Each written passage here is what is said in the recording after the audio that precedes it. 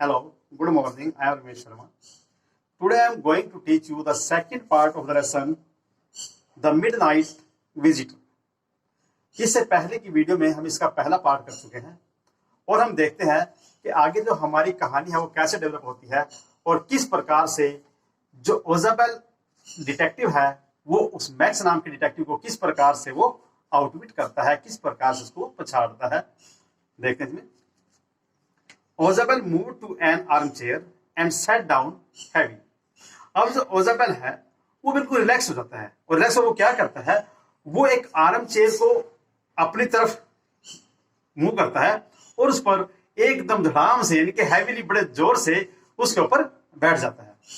I am going to raise the devil with the management this time and you can bet on it, he said grimly. उसने अपने शब्दों grimly भी दृढ़ता पूर्वक बड़ी गंभीरता के साथ अपने शब्दों कहा कि इस बार जो है मैनेजमेंट के साथ मैं झगड़ा करूंगा और मैं इस बात पर तुम्हारे साथ शर्त लगा सकता हूं कि मैं मैनेजमेंट को नहीं छोड़ूंगा झगड़ा किए बिना। This is the second time in a month that somebody has got into my room through the nuisance of balcony. यहां पर वो कहानी बना रहा है ओजाबेल। वो कहता है कि ये इस महीने में दूसरा बार है जब कोई इस न्यूसेंस बालकनी से मेरे कमरे के अंदर घुसा है। Fowler's eye went to the single window of the room. It was an extraordinary window.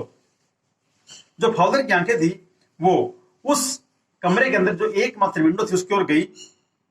वो जो खिड़की थी बड़ी साधारण सी खिड़की थी, against which now the night was pressing black, और जिसमें से जो रात थी अब वो काली होती दिखाई दे रही थी।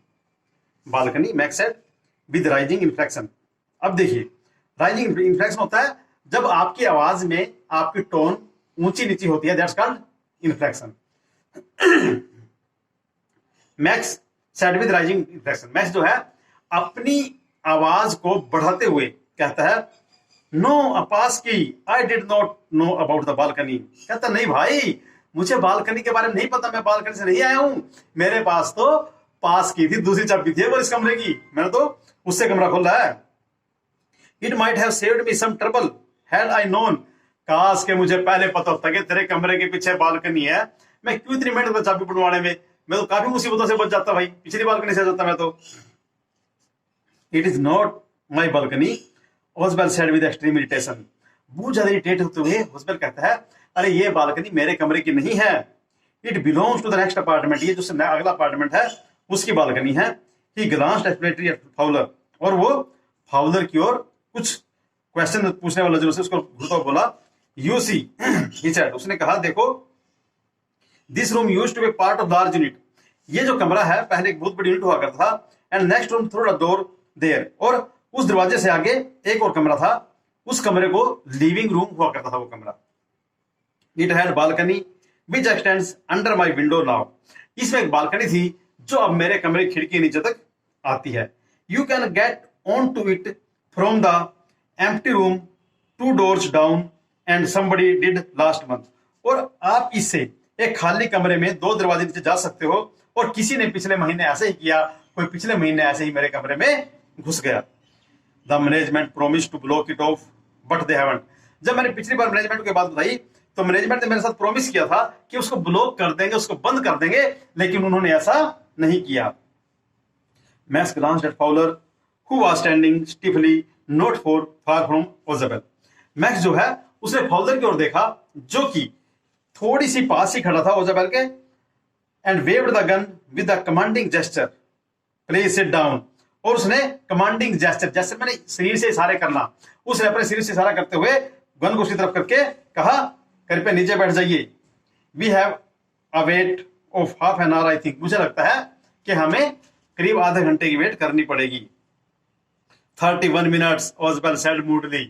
ओजबेल ने बड़े मूड में कहा भाई आधा घंटा नहीं 31 मिनट की वेट करनी पड़ेगी। The appointment was for 12:30। जो हमारी अपॉइंटमेंट थी कागज वाले बंदे से मिलने की वो 12:30 की थी। I wish I knew how you learn about the report max.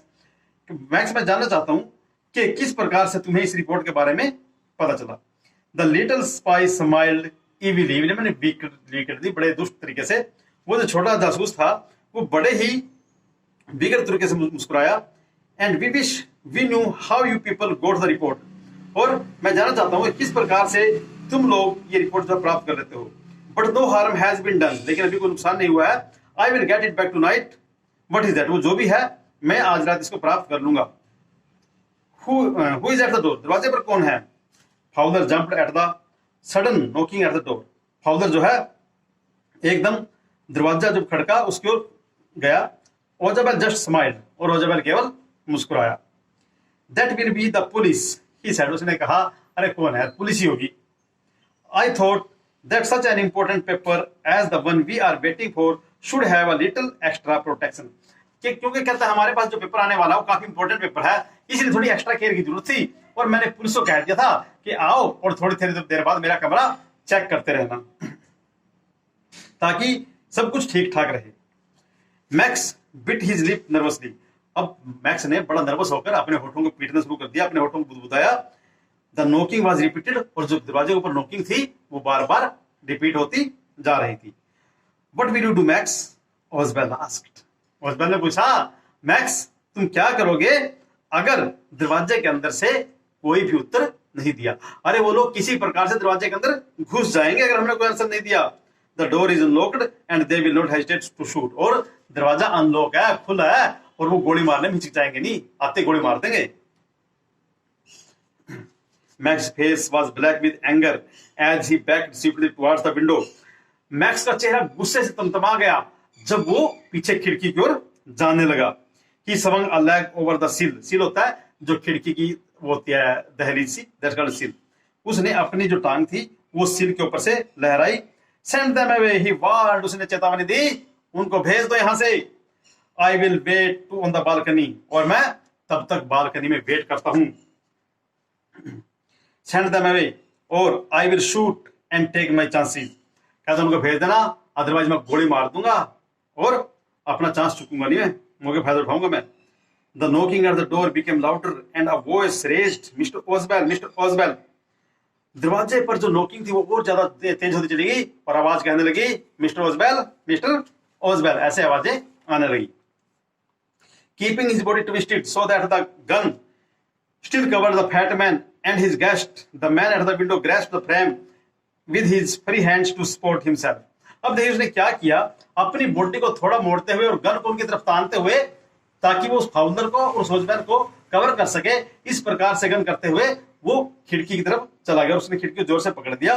Then he swung his other leg up over the window sill, फिर उसने अपनी दूसरी टांग भी विंडो सिल के ऊपर से लहराई और उधर कर दी, उसने उसी तरफ बाहर की तरफ कर दी। द डोर नोब टर्न, इतने में क्या हुआ, दरवाजे की नोब थी वो घूमी। Swiftly Max pushed with his left hand to free himself from the sill and drove to the balcony. अब उसके लेफ्ट हैंड से, इसमें उसने गन नहीं पकड़ी थी, उसने उस खिड़की को धक्का दिया और अपने आप खिड़की से दूर कर लिया ताकि वो नीचे बालकनी में कूद जाए। And then he dropped, he screamed once really, और उसके बाद वो गिर गया और वो चीखा, बड़ी तेज आवाज में चीखा वो। The door opened and a waiter stood there with a tray, a bottle and the glass, 2 glass. तो इतने में दरवाजा खुला, देखा कौन था वहां पर, कोई पुलिस नहीं थी भाई, वो वेटर आया और क्या लेके आया, वो एक बोतल वाइन के लेके आया और 2 गिलास लेके आया एक ट्रे में। Here is the drink you ordered for when you returned, कह रहा ये ड्रिंक रहा सर जब आप वापस लौटे थे, आपने उसको ऑर्डर किया था ड्रिंक के लिए। He said and set the tray on the table, deftly uncorked the bottle and left the room, और उसने ऐसा कहते हुए टेबल पर ट्रे को रख दिया और बोतल को अनकोरक किया, अनकोरक मींस बोतल को खोल देना, बोतल का कोरक हटा देना, एंड लेफ्ट द रूम, दरवाजे चला गया। White faced Fowler stared after him, और जो सफेद चेहरे वाला जो फाउलर था वो उसके पीछे घूरने लगा। But he stammered the police, अब वो लड़खड़ाया, उसकी आवाज लड़खड़ाने लगी और कहने लगी श्रीमान जी परंतु पुलिस, पुलिस कहाँ गई। There were no police, Ozabel said, Ozabel ने आंखें भरी, कहता भाई कोई पुलिस कुछ नहीं थी, no police, only Henry whom I was expecting, ये केवल हेनरी ही था जिसकी मुझे उम्मीद थी कि हेनरी आएगा। But will not that man out on the balcony, Fowler began, Fowler ने कहा फिर वो बालकनी से दोबारा नहीं आ जाएगा बंदा। No said Ozabel, he will not return, Ozabel ने कहा अरे चिंता मत कर वो वापस नहीं आएगा। You see my young friend there is no balcony, मेरे दोस्त नीचे झांक के जरा देख तो यहाँ पर तो कोई बालकनी ही नहीं है, कैसे वापस आएगा वो। और इस प्रकार से जो फाउलर था ना, सॉरी जो ओजबेल था, उसने मैक्स को आउटविट करके मैक्स का काम तमाम कर दिया। कैसे किया? उसने बड़े आराम के साथ अपनी बुद्धि से काम लिया, बैठ के सोचा मैं क्या करूं, और एक कहानी बनाई, और वो कहानी बनाकर अपने पैनिक को दूर करके सारा पैनिक मैक्स के ऊपर डाल दिया, और मैक्स जो है उसकी कहानी के जाले फंस गया और वो खिड़की से कूद गया और उसने अपनी जान दे दी, और रोजबेल जो अपने कार्य में सफल हो गया। इस प्रकार से हमारा जो सेकंड पार्ट है इस लेसन का वो भी कंप्लीट होता है। उम्मीद करता हूं कि आपको ये लेसन अच्छे समझ में आया होगा। अगर समझ में नहीं आया होगा तो वीडियो को ट्वाइस देखिए, आपको अच्छे से समझ में आ जाएगा। अब आपको अगली वीडियो मिलते हैं। Till then bye.